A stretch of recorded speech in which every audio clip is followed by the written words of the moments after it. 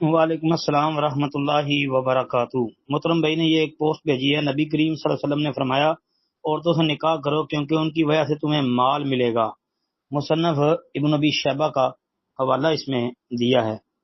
جی، مصنف ابن ابی شیبہ کے اندر یہ روایت موجود ہے، اور مصنف ابن ابی شیبہ کا جو نمبر ہے نا ہمارے پاس جو نسخہ ہے اس کے مطابق 15,913 نمبر پر یہ روایت موجود ہے۔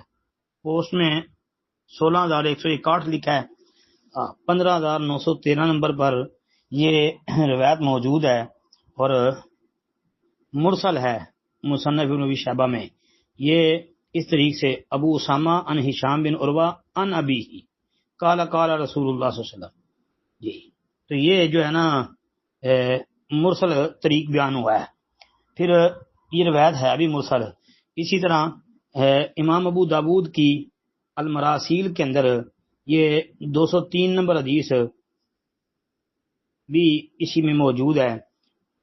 اس میں حدثنا الربیع بن نافع حدثنا ابو اسامہ عن ہشام بن عروہ، آگے وہی سند ربیع بن نافع کے بعد جی یہ مرسل بیان ہوئی ہے، عن ہشام بن عروہ عن ابی ہی۔ جی، یہ طریق بھی مرسل۔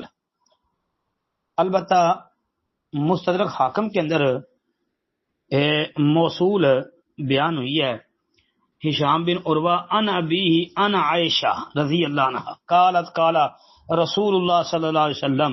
لیکن یہ بات یاد رکھیں کہ مستدرک حاکم کے اندر 2679 نمبر پر یہ موصول بالکل موجود ہے، لیکن راجع اس کا جو ہے نا وہ مرسل ہونا ہی راجع ہے۔ جس طرح کہ علل کے جو ماہرین ہیں انہوں نے اسی بات کو ترجیح دی ہے۔ جی، حضرت امی عائشہ صدیقہ رضی اللہ عنہا کا واسطہ جو ہے نا اس جگہ پہ صحیح نہیں ہے۔ امام العلل امام المحدثین امام دار قطنی رحمۃ اللہ علیہ نے اپنی کتاب علل کے اندر جلد نمبر 15 صفحہ نمبر 61 حدیث نمبر 38 اور 34 پر جو ہے اسی روایت کے متعلق بات کرتے ہوئے یہ کہا ہے کہ یہ طریق بھی بیان کیا ہے، ان نبی اسامہ ان ہشام ان ابی ان عائشہ۔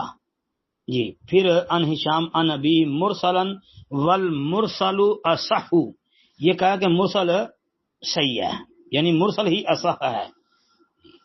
تو یہ جو ہے نا صحیح بات یہی ہے کہ یہ مرسل ہی راجح ہے۔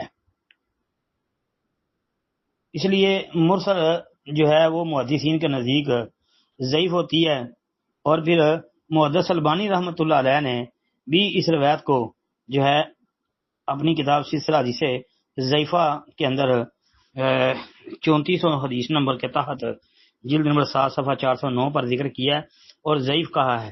انہوں نے بھی مصنف ابن ابی شیبہ اور ابو داود کی المراسیل کا حوالہ دیا ہے، اور پھر اس کے ساتھ انہوں نے یہ کہا ہے قلت، محدث کہتے ہیں البانی وہذا سند مرسل صحیح، پھر کہتے ہیں کہ اس کو موصول بھی بیان کیا ہے ابو صاحب سالم بن جنادہ سے، وہ آگے پھر مرفوعاً بھی انہوں نے ذکر کیا ہے، لیکن صحیح بات یہی ہے کہ یہ مرسل ہی صحیح ہے، موصولاً درست نہیں۔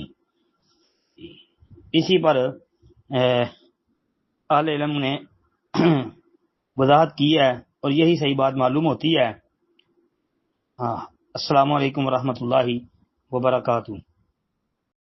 وعلیکم السلام ورحمۃ اللہ وبرکاتہ۔ لکھتے ہیں کیا جوڑے آسمانوں میں بنتے ہیں؟ کیا اللہ جوڑے پہلے ہی بنا دیتا ہے؟ ایک بہن کا سوال۔ جی، یہ عام طور پہ یہ لفظ یہ بات اس موقع پر بولی جاتی ہے کہ جب کسی لڑکی کا کسی لڑکے کا جب نکاح ہوتا ہے، شادی وغیرہ ہوتی ہے یا ہونے والی ہوتی ہے، تو لوگ کہتے ہیں جی یہ تو جوڑے اللہ پاک نے پہلے ہی آسمانوں پہ بنا دیے ہیں۔ اب اس بارے میں ایک بات تو یہ یاد رکھیں کہ نبی اکرم صلی اللہ علیہ وسلم نے اس طرح صراحت کے ساتھ یہ الفاظ تو کہیں بیان نہیں کیے میرے علم کے مطابق کہ جی یہ جوڑے آسمانوں پہ پہلے بن جاتے ہیں۔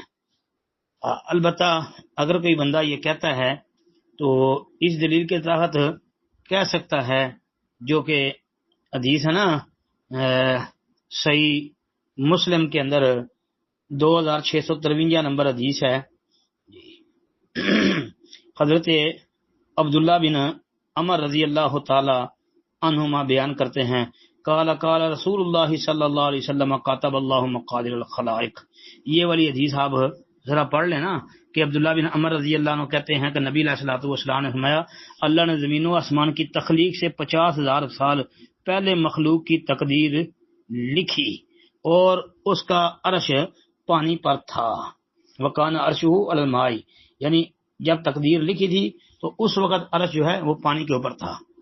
تو اس حدیث کو مد نظر رکھ کے اگر کوئی بندہ کہتا ہے کہ جی ان کے مقدروں میں یہی تھا، اللہ نے یہ لکھا ہوا تھا، تو ٹھیک ہے، بندہ کہہ سکتا ہے. السلام علیکم ورحمۃ اللہ وبرکاتہ.